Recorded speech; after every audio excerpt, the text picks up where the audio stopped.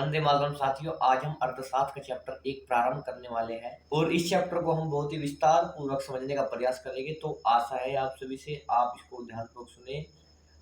और सबसे विशेष बात यह है कि हमारी अर्थशास्त्र की हस्तलिखित नोट वहाँ पर बिल्कुल फ्री में आपको उपलब्ध होगी। तो आपसे निवेदन है, आप वहाँ पर जाइए और फ्री पीडीएफ नोट्स उपलब्ध कीजिए। तो आइए हम अब अर्थशास्त्र के चैप्टर 1 को प्रारंभ करते हैं। बहुत ही सुंदर पंक्ति के साथ इस चैप्टर का आज हम शुभारंभ करते हैं।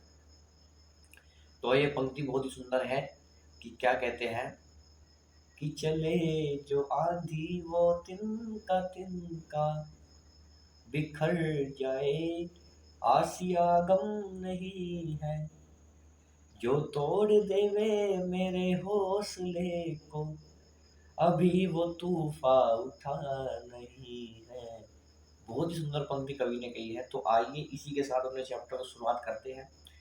तो सबसे पहले इसमें बताया गया है कि अर्थशास्त्र क्या है। तो इसमें जो सबसे पहली हेडिंग बताई गई है वो यह है कि अर्थशास्त्र है क्या। तो साथियों बहुत ही आप ध्यान पूर्वक इसको सुनिए कि अर्थशास्त्र वस्तुओं और सेवाओं के उत्पादन, वितरण और उपभोग से संबंधित है। अब यहाँ पर आप उत्पादन का अर्थ समझते होंगे। उत्पादन यानी किसी भी वस्तुओं को बनाना, किसी वस्तु को उत्पन्न करना, उसे हम उत्पादन कहते हैं। जिस प्रकार खेतों में किसान जो है वो गन्ना बोता है, तो वह गन्ने का क्या कर रहा है, वो उत्पादन कर रहा है। समझ रहे ना। इसी प्रकार हमारा वितरण आता है। उसी उत्पाद को हमें वितरण करना, समाज में हमें उसको बांटना, उसको हम वितरण कहते हैं। और तीसरा यहाँ पर उपभोग। उपभोग यानी वह व्यक्ति जो उस सेवाओं को ग्रहण कर रहा है, उस वस्तु को ग्रहण कर रहा है, उसका उपभोग कर रहा है, ये सभी चीज में आती है। तो आइए इसके उदाहरण समझते हैं। उदाहरण इसके दिए हुए हैं। संसाधनों का आवंटन कर यहाँ पर समान रूप से बांटना किसी भी चीज को, वो आवंटन कहलाता है। बाजार की गतिविधियां, आर्थिक नीतियां और आर्थिक विकास, ये सभी इसमें शामिल है। तो साथियों आशा है अर्थशास्त्र की परिभाषा आप सभी को समझ में आ गई होगी। अब अर्थशास्त्र के मुख्य 2 क्षेत्र यहाँ पर बताए गए हैं। जो सबसे पहला क्षेत्र इसमें बताया गया है वो ये है। अर्थशास्त्र के 2 मुख्य क्षेत्र होते हैं, जिसमें जो पहला क्षेत्र है वो व्यष्टि अर्थशास्त्र है। व्यष्टि अर्थशास्त्र के अंतर्गत व्यक्तिगत इकाइयों का अध्ययन किया जाता है। अब व्यक्तिगत इकाई यहाँ पर क्या है? व्यक्तिगत इकाई जो केवल एक व्यक्ति की श्रेणी में होती है, उसे हम व्यक्तिगत इकाई कहते हैं। अब उदाहरण समझते हैं। जैसे उपभोक्ता, उपभोक्ता होता है, वह एक व्यक्ति की श्रेणी में आता है। दूसरा है उत्पादक, उत्पादक भी एक व्यक्ति की श्रेणी में आता है। और तीसरा है बाजार का अध्ययन, वो भी एक व्यक्ति की श्रेणी में आता है। और अब हम दूसरी हेडिंग को समझने वाले हैं। यहाँ पर जो दूसरा क्षेत्र है अर्थशास्त्र का, वो ये कि ये समष्टि अर्थशास्त्र। इसके अंतर्गत संपूर्ण अर्थव्यवस्था के कार्यों एवं परिणामों का अध्ययन किया जाता है। समष्टि अर्थशास्त्र में संपूर्ण अर्थव्यवस्था, जो हमारी संपूर्ण अर्थव्यवस्था है, उनके कार्यों, जो उनका कार्य हुआ, उनके कार्यों के परिणामों का अध्ययन इसमें किया जाता है। आप समझने का प्रयास करना कि संपूर्ण अर्थव्यवस्था हमारी हो गई। संपूर्ण अर्थव्यवस्था के कार्य पूरे हो गए। अब कार्य पूरा करने के पश्चात उसके परिणाम भी तुरंत ही उपलब्ध हो गए, उसी को हम समष्टि अर्थशास्त्र कहते हैं। तो आइए इसी के साथ अब हम अर्थशास्त्र के जनक के रूप में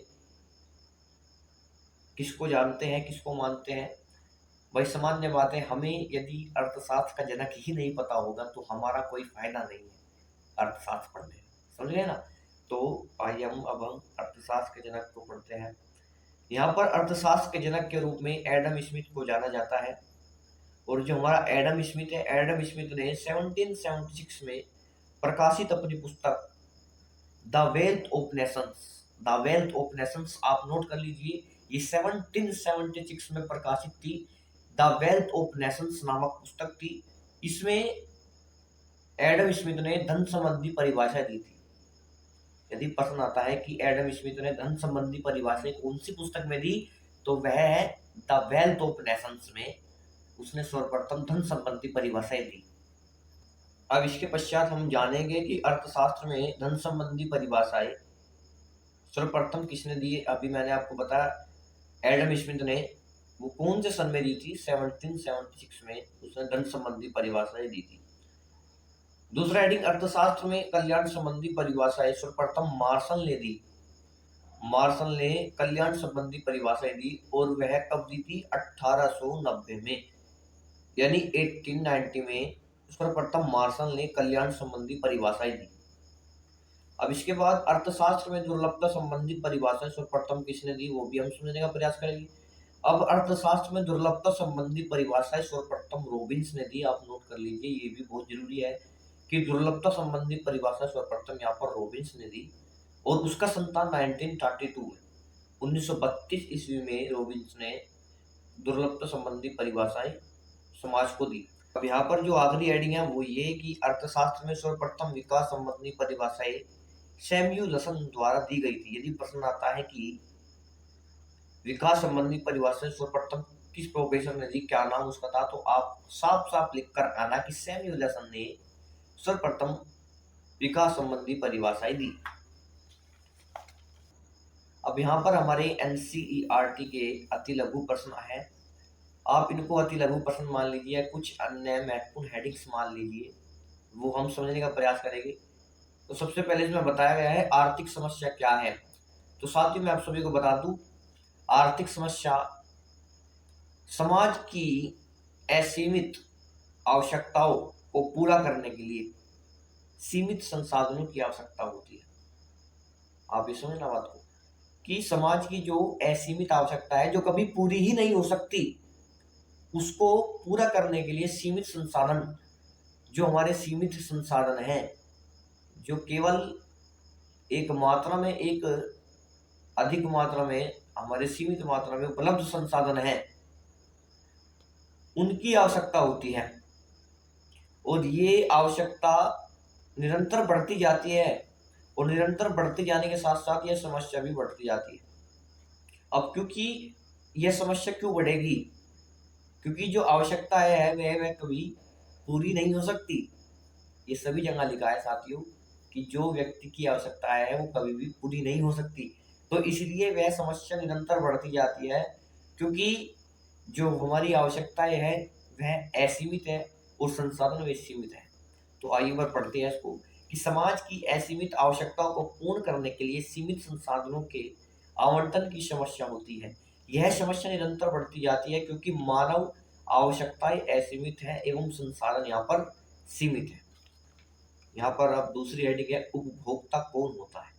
उपभोक्ता, अब यहाँ पर आप समझना कि उपभोक्ता यानी सामान खरीदने वाला। अब यहाँ पर मैं एक अंग्रेजी का शब्द यूज करता हूँ, कस्टमर। कस्टमर का हिंदी में जो शब्द है, शुद्ध शब्द, उसी को हम उपभोक्ता कहते हैं। तो अब साफ साफ आप समझते होंगे कि उपभोक्ता का क्या काम होता है, कस्टमर का क्या काम होता है। वह दुकान पर जाता है, सामान खरीदता है व्यापारी से, समझ गए ना। तो इसी प्रकार से आइए हम पढ़ते हैं एक बार। ऐसा व्यक्ति जो अपनी आवश्यकताओं की संतुष्टि के लिए आया, यहाँ पर आवश्यकता की संतुष्टि के लिए वस्तुओं एवं सेवाओं का उपभोग करता है, सेवा को ग्रहण करता है, उपभोग करता है, उसी को हम उपभोक्ता कहते हैं।